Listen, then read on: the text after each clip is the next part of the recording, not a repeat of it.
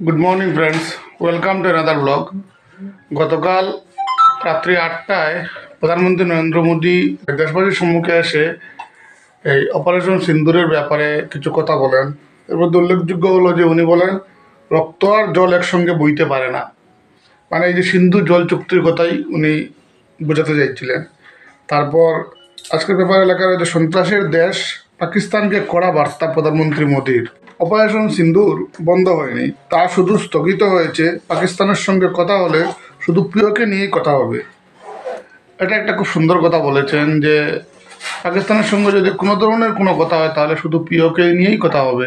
যেটা পাক অধিকৃত কাশ্মীর, যেটা 1948 সালে ওরা ওদের দখলে নিয়ে নিয়েছিল, এরপর আর ওটা ফেরত আনা সম্ভব হয়নি। যদিও এবার একটা সুযোগ ছিল, এই সুযোগে হয়তো বলেছিলেন যে যেহেতু পাকিস্তানের উপর একটু হামলা চালানো হচ্ছে, এই সুযোগে পাক অধিকৃত কাশ্মীরটা ফিরিয়ে নিয়ে আসা হোক। কিন্তু বিভিন্ন কারণে বা কেন জানি না সিজফায়ার চুক্তিতে ভারত যায় এবং এটা বন্ধ করে দেয়। তারপর প্রধানমন্ত্রী বলেন পাকিস্তানকে বাঁচতে হলে সন্ত্রাসবাদকে নির্মূল করতেই হবে। বুদ্ধ পূর্ণিমায় তা বলতে চাই। সঙ্গে এটাও বলেন উনি যে পাকিস্তান যদি সন্ত্রাসবাদকে বন্ধ করে না করে, সন্ত্রাসবাদীদের না দমন করে, তাহলে কিন্তু একদিন পাকিস্তান নিজে নিশ্চিহ্ন হয়ে যাবে। এটা নিজেই প্রধান। কোনো নিউক্লিয়ার ব্ল্যাকমেল ভারত সহ্য করবে না, এটা বলেছিলেন উনি। হয়তো পাকিস্তান সবসময় নিউক্লিয়ার ব্ল্যাকমেল করে, মানে নিউক্লিয়ার ওয়েপন আছে ওদের কাছে, নিউক্লিয়ার হামলা হয়ে যাবে, এই হবে সেই হবে, এ ব্যাপারে প্রধানমন্ত্রী মোদী বলেন। এরকম বেশ কিছু কথা উনি বলেন। এবার শোনা যাচ্ছে যে গতকাল রাত্রিবেলা আবার পাকিস্তানের তরফ থেকে কিছু ড্রোন হামলা চালানো হয়। হয়তো খুব বড় আকারের হয়নি, অল্প স্বল্প হয়েছে, কিন্তু এটাও তো একটা চুক্তি, যুদ্ধবিরতি চুক্তিটা লঙ্ঘন করা। জানি না ভারত কীভাবে পদক্ষেপ নেবে। আরেকটা জায়গায় লেখা রয়েছে দিল্লির সাহায্য চায় বালুচ, পাকিস্তানের বিরুদ্ধে অল আউট লড়াইয়ের ডাক। বালুচরা ভারতের দিকে তাকিয়ে আছে। ভারত যদি বালুচদের সাহায্য না করে তাহলে বালুচিস্তান একটা স্বাধীন রাষ্ট্র তৈরি হবে না এবং পাকিস্তানের কোমর ভাঙ্গা সম্ভব হবে না। ভারতকে এ নিয়ে উদ্যোগী হতেই হবে। দেখা যাক কী হয়। চলো পাপা, চলো চলো চলো চলো। কি হয়েছে?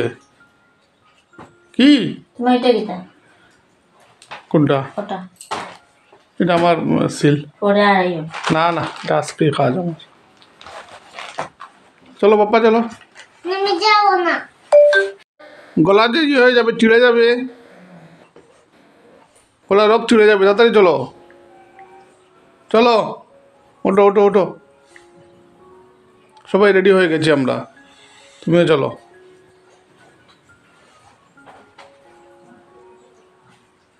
চলো। কেন?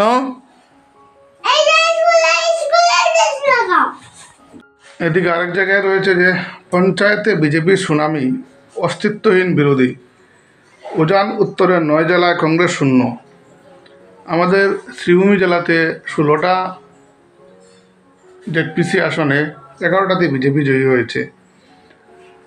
মানে আমাদের উত্তর করিমগঞ্জ, দক্ষিণ করিমগঞ্জ, রামকৃষ্ণনগর আর পাতারকান্দি মিলিয়ে যে 16টা জেডপিসি আসন, এখানে 11টাতেই বিজেপি জয়ী হয়েছে। এরকম জেনারেলি হয় না। এই যে এখানে একটা জায়গায় লেখা রয়েছে 16 আসনে জয়ী হয়ে টানা দ্বিতীয়বার কাছাড় জেলা পরিষদ দখল বিজেপির। কাছাড়ে এরকমই হয় জেনারেলি। শিলচর সহ 7টিতে কংগ্রেস, 2 আসনে বাজিমাত নির্দলের। বিধানসভায় আরও ভালো ফল, 95 কেন্দ্রে জয়ী হতে পারে বিজেপি। মুখ্যমন্ত্রী বিজেপির বর্তমানে একটা ভালো অবস্থায় চলছে। শ্রীভূমিতে বাজিমাত বিজেপির, যেটা একটু আগে বললাম। জেলার 16টি জেলা পরিষদের মধ্যে 11টিতেই জয়ী হয়েছে বিজেপি, ফলে জেলা পরিষদ গঠন করবে বিজেপি। 16টির মধ্যে 5টি জেলা পরিষদ কেন্দ্রে কংগ্রেস প্রার্থী জয়লাভ করেন। সীমান্ত জেলা 95টি আঞ্চলিক পঞ্চায়েত সদস্য পদের মধ্যে বিজেপি 53টি এবং কংগ্রেস 32টিতে জয়লাভ করে। আঞ্চলিক পঞ্চায়েত মানে এপিতেও বিজেপি লাভ হয়েছে, বিজেপি জয়ী হয়েছে। আর মেম্বারের পদগুলো তো নির্দল ছিল, এটা তো কোনো দলের ছিল না। আপনি যে তুফান দিলার বলে যেমন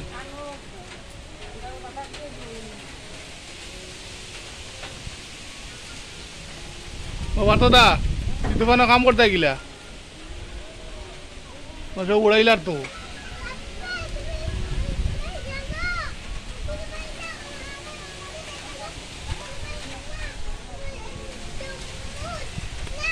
তুমি কথা বলবে না, তুমি পড়াশোনা পারো না একদম। তুমি পড়াশোনা পারো না, তুমি কথা বলবে না। বাপরে উড়াই যার হলতারে।